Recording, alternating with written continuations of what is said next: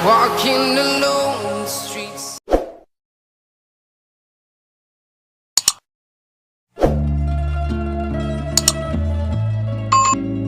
Mobil Lamborghini berwarna biru metalik baru saja terparkir di depan perusahaan KBS Group. Terlihat Sekretaris Han turun lebih duluan, lalu membukakan pintu mobil. Dari pintu mobil keluar seorang pria bertubuh atletis, mengenakan pakaian formal, classy, kemeja putih berlapiskan jas hitam membalut dadanya yang bidang. Lengkap dengan dasi berwarna biru muda menambah wibawa seorang Rio Raharja. Rambut hitam lebat tersisir rapi menambah sempurna penampilannya.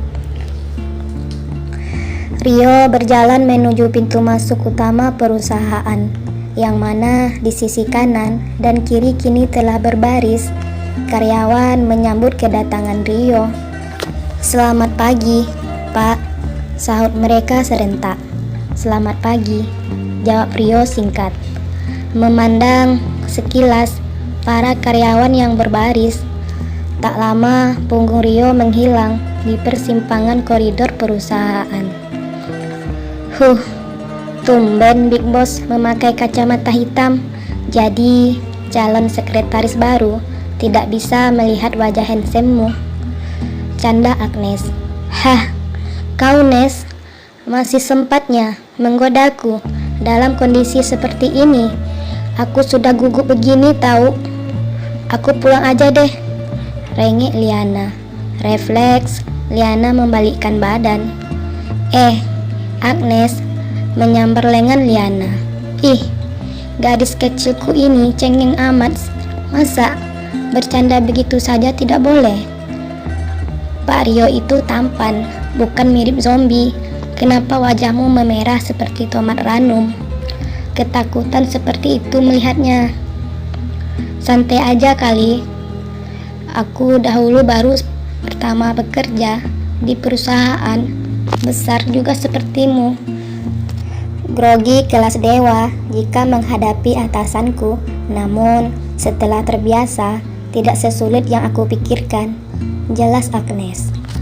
"Aku bukan takut kepada atasan tahu, tetapi aku bingung apakah bisa diterima bekerja di perusahaan besar ini. Aku tidak yakin karena belum punya pengalaman pekerjaan apapun," jelas Liana sambil menundukkan wajah. "Nah, aku yakin kamu pasti bisa. Kamu sahabatku terpintar sedunia," ucap Agnes bersemangat. "Yang terpenting kau menjaga penampilan dan melenyapkan keraguanmu itu. Kamu harus percaya diri," ceramah Agnes. "Terima kasih atas dukungan dan semangat yang kau berikan, Nes," ucap Liana kembali tersenyum bersemangat.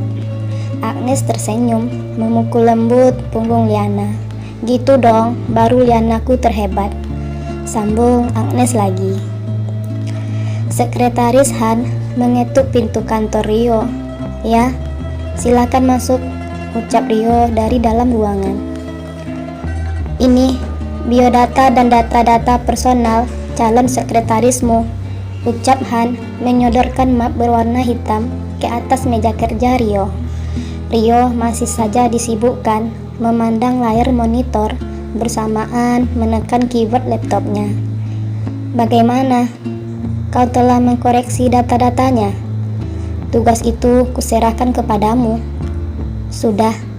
Menurutku wanita itu layak menjadi sekretarismu jika dilihat dari prestasi akademik yang dia raih," jelas Han. Lalu Rio menutup layar monitornya. "Ya sudah, kalau memang begitu, aku mempercayakan kepadamu. Silakan, besok perintahkan dia untuk menemuiku, bekerja sebagai sekretarisku." "Oke," jawab Han singkat. Tak lama Rio berdiri meninggalkan ruangan kerja tanpa melihat data-data personal yang diberikan Han. Liana duduk sendirian di ruang interview karyawan. Jantung dak-dikduk. menunggu hasil keputusan untuk dirinya. Ah, kenapa lama sekali? Bisik hati Liana risih. Sudah 2 jam lebih dia menunggu di ruangan tersebut. Tak berserang lama, terdengar pintu ruangan dibuka. Maaf Nona, apakah itu Anda? Yang bernama Liana? Tanya sekretaris Han. Iya, benar Pak, jawab Liana. Bergegas, berdiri, dan membalikkan badan. Yang sebelumnya posisi duduk membelakangi Han. Sontak, Han kaget bukan kepalang. Hah, Han berusaha berpikir jernih dan mencubit pipinya. Ah, ternyata sakit. Ini nyata, bukan mimpi. Itu kamu kan? Tidak, maksudku Liana yang melamar pekerjaan menjadi sekretaris Pak Rio, ucap Han, bingung seperti tidak percaya, berusaha meyakinkan diri sendiri. Benar Pak, jawab Liana singkat. Hah, bagaimana bumi ini begitu sempit? Bisa bertemu wanita itu lagi, bisik naluri Han. Selamat, kamu diterima untuk bekerja di perusahaan ini. Besok hari pertama kau mulai bekerja, jelas Han. Oh, terima kasih informasinya Pak, jawab Liana bersamaan menyalami tangan Han. Sama-sama, jawab Han mengangguk. Liana memasang wajah lesu, duduk di pelataran perusahaan, menunggu jam kerja Agnes selesai. Tak lama, Agnes telah berdiri di belakang Liana. Dar, sontak Liana kaget. Ih, ini orang rese amat, bikin aku jantungan, umpat Liana. Gimana hasil eksekusinya? Tanya Agnes penasaran. Liana memasang wajah lesu, tidak bersemangat. Apa kau ditolak? Praduga Agnes.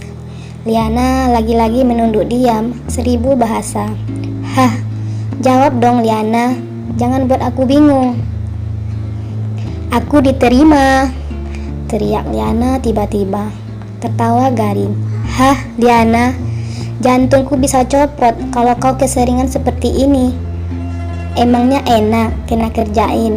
Itu balasan karena kau mengagetkan aku tadi, pungkas Liana. Dasar ya anak ini.